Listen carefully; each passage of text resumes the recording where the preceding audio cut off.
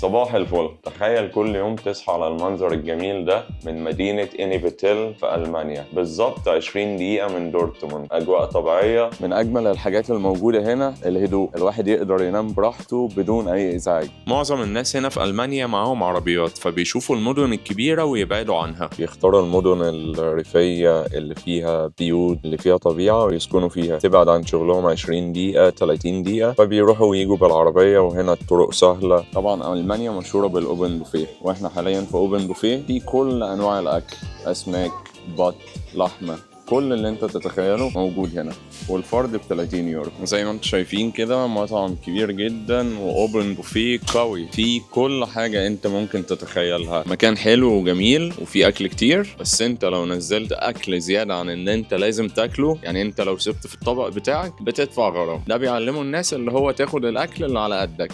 انا طبعا بما اني في اسماك ما اقدرش اكل ولا لحوم ولا اي حاجة تانية. خليك خفيف كده، بس مكان تجربة جامدة جدا. احنا في مدينة اسمها فوبيتيل، وزي ما احنا شايفين كده في قطر معلق فوقيه بيعدي بيلف المدينة كلها. حاجة كده تجربة كأنك في الصين بالظبط. في كل مدينة ألمانية في حاجة اسمها الاشطاط، وده وسط البلد. الناس بتخرج تتمشى، تشرب قهوة، تعمل شوبينج. بالظبط كده، ده السنتر بتاع أي مدينة ألمانية.